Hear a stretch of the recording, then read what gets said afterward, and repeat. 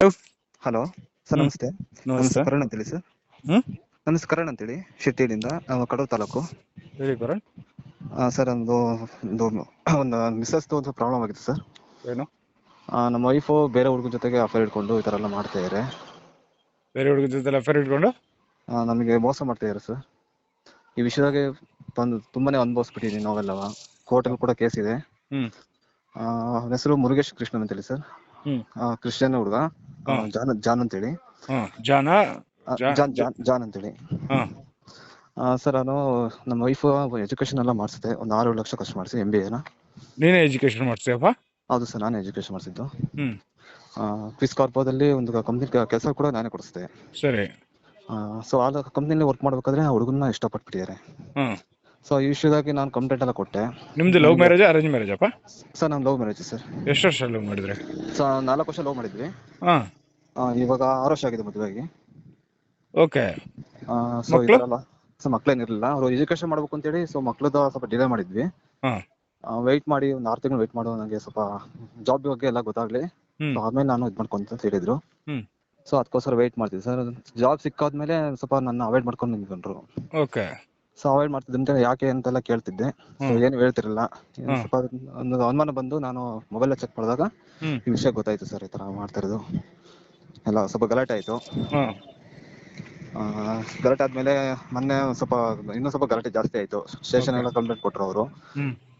ಅವರೇ ಹೊಡೆದ್ಬಿಟ್ಟು ನನ್ನ ಮೇಲೆ ಕಂಪ್ಲೇಂಟ್ ಕೊಟ್ಟರು. ಯಾರು ಹೊಡೆದಿದ್ದು ನಿನ್ಗೆ? ಅವ್ರ ತಾಯಿಯವರು. ಈ ವಿಷಯ ಬಗ್ಗೆ ಕೇಳಕ್ಕಂತ ಹೋದೆ ನಾನು ಮನೆಗೆ. ಕೇಳಕ್ ಹೋಗಿದ್ದಕ್ಕೆ ನನ್ನ ಮೇಲೆ ಕೈ ಮಾಡಿದ್ರು. ನಾನೇ ಹೊಡೆದಿನಿ ಅಂತ ಅಂದ್ಬಿಟ್ಟು ಅವ್ರು ಕಂಪ್ಲೇಂಟ್ ಕೊಟ್ಟಿದ್ರು. ಎಲ್ಲಿ? ಇಲ್ಲ, ರೂರಲ್ಲೇ ಸರ್, ನಮ್ಮೂರಲ್ಲಿ. ಯಾವ ಊರು ನಿಮ್ದು? ಶೆಟ್ಟಿಹಳ್ಳಿ ಅಂತೇಳಿ. ಶೆಟ್ಟಿಹಳ್ಳಿಯಿಂದ ಒಂದು ಪಂಚನಹಳ್ಳಿ ಅಂತೇಳಿ ಸ್ಟೇಷನ್ ಕೊಟ್ಟಿದ್ರು ಕಂಪ್ಲೇಂಟ್. ಸೊ ಈ ವಿಷಯವಾಗಿ ತುಂಬಾನೇ ಅನುಭವಿಸ್ಬಿಟ್ಟಿನಿ ಸರ್ ನಾವು. ಅವರು ನನ್ನ ಮೇಲೆ ಡೌರಿ ಕೇಸ್ ಎಲ್ಲ ಹಾಕಿದ್ದಾರೆ. ಸರಿ. 20 ಲಕ್ಷ ಡೌರಿ ಕೇಳಿದ್ದಾರೆ ಅಂತ ಅಂದ್ಬಿಟ್ಟು ಎಲ್ಲ ಹಾಕಿದ್ದಾರೆ ಸರ್. ಮದುವೆ ಕೂಡ ನಾನೇ ನಮ್ಮ ಖರ್ಚಲ್ಲೇ ಮಾಡ್ಕೊಂಡಿರೋದು ನಾನು. ಸರಿ. ಅವ್ರ ಎಜುಕೇಶನ್ ಪ್ರತಿಯೊಂದು ಸರ್, ಅವ್ರಿಗೋಸ್ಕರ ನಾನು ಒಂದು 7-8 ಲಕ್ಷ ಅವ್ರಿಗೆ ಇದಕ್ಕೋಸ್ಕರ ಕಳ್ಬಿಟ್ಟಿದ್ದೀನಿ. ನಾನು ಸಾಲ ಮಾಡ್ಕೊಂಡು ಅವ್ರು ಎಜುಕೇಶನ್ ಮಾಡ್ತಿದ್ದು. ನಾನು ದುಡ್ಡಿಗೆ ನಾನು ಹೆಂಡತಿ ಮೇಲೆ ತುಂಬಾ ಆಸೆ ಕನ್ಸುಗಳು ಏನೋ ಇಟ್ಕೊಂಡಿದ್ದೆ. ಮದುವೆ ಹೆಂಗಾಗಿದ್ದು? ಸರ್, ದೇವಸ್ಥಾನದಲ್ಲಿ ಮದುವೆ ಆಗಿದ್ದು. ಓಕೆ. ಅವ್ರ ಅಮ್ಮ ಅಪ್ಪನೂ ಬಂದಿದ್ದೀರಾ? ಹೌದು, ಎಲ್ಲರೂ ಇದ್ದಾರೆ. ಫೋಟೋಸ್ ಎಲ್ಲ ಇದೆ ಸರ್ ನನ್ನ ಹತ್ರ. ಕಳ್ಸ್ಕೊಡಿ ಫೋಟೋಸ್ ಎಲ್ಲ ನನಗೆ. ಓಕೆ. ಈಗ ಏನ್ ಹೇಳ್ತಾರೆ ಸರ್? ಈಗ ಕೇಳಿದ್ರೆ ಅವ್ರು ಬರೋದಿಲ್ಲ, ನಾನು ಹಾಗೆ ಅಂತೆಲ್ಲ ಮಾತಾಡ್ತಾರೆ. ಆ ಕ್ರಿಶ್ಚಿಯನ್ ಹುಡುಗನ ಜೊತೆಲೇ ಇದ್ದಾಳಾ? ಹಾ ಸರ್, ಹೌದು. ಆ ಹುಡುಗಗೂ ತುಂಬಾ ಸಲ ಫೋನ್ ಮಾಡಿ ಎಲ್ಲ ಈ ತರ ಮಾಡ್ತಿದ್ಯಾ ಅಂತೆಲ್ಲ ಹೇಳಕ್ಕೋಸ್ಕರ ಫೋನ್ ಮಾಡಿದ್ರೆ ಫೋನ್ ಕೂಡ ರೆಸ್ಪಾನ್ಸ್ ಮಾಡ್ತಿರ್ಲಿಲ್ಲ. ನನಗೆ ಬೆದರಿಕೆ ಹಾಕೋದು ಇದೆಲ್ಲ ಮಾಡ್ತಿದ್ದ. ಯಾವ ತರ ಬೆದರಿಕೆ ಹಾಕ್ತಾನೆ? ಕೊಲೆ ಮಾಡ್ತೀನಿ, ಡಿವೋರ್ಸ್ ಕೊಡದೆ ಹೋದ್ರೆ, ಆ ತರ ಎಲ್ಲ. ಡಿವೋರ್ಸ್ ಕೊಡದಿರೋ ಹೋದ್ರೆ ಕೊಲೆ ಮಾಡ್ತೀನಿ ಅಂತನಾ? ಹೌದು. ಓಕೆ. ಇವಳೇನಂತಾಳೆ? ಇವಳು ಏನಾರು ಮಾಡ್ಕೊಂಡು ನಾನು ಅಂತ ನಿನ್ ಜೊತೆ ಬರಲ್ಲ ಹಾಗೆ ಅಂತೆಲ್ಲ ಹೇಳ್ತಾರೆ. ಈ ವಿಷಯವಾಗಿ ಅವ್ರ ಆಫೀಸಲ್ಲಿ ಮ್ಯಾನೇಜರ್ ಕೂಡ ನಾನು ಕೇಳಿದೆ, ಮೇಡಮ್ ಈ ತರ ಮಾಡ್ತೇನೆ ನಿಮ್ಮ ಆಫೀಸಿಂದ, ನಮ್ಮ ವೈಫಿಗೆ ಮೆಸೇಜ್ ಮಾಡೋದು, ಕಾಲ್ ಮಾಡೋದು, ಈ ತರ ಓಡಾಡೋದು ಎಲ್ಲ ಮಾಡ್ತಿದಾರೆ, ಅವ್ರಿಗೂ ಸ್ವಲ್ಪ ಆನ್ ಮಾಡಿ ಮೇಡಮ್ ಅಂತೆಲ್ಲ ಕೇಳಿದೆ. ಸೊ ಅವರು ನಾವೇನು ಮಾಡಕ್ ಬರಲ್ಲಪ್ಪ, ನಿಮ್ ಪರ್ಸನಲ್ ಹಾಗೆ ಅಂತ ಹೇಳ್ಬಿಟ್ರು. ಆಮೇಲೆ ಬೊಮ್ಮನಹಳ್ಳಿಲಿ, ಆಮೇಲೆ HSR ಹೋಟೆಲ್ ಕಂಪ್ಲೇಂಟ್ ಕೂಡ ಕೊಟ್ಟೆ ಸರ್ ನಾನು. ನೀನ್ ಕೊಟ್ಟಿದ್ಯಪ್ಪ ಕಂಪ್ಲೇಂಟ್? ಹೌದು, ಕೊಟ್ಟೆ.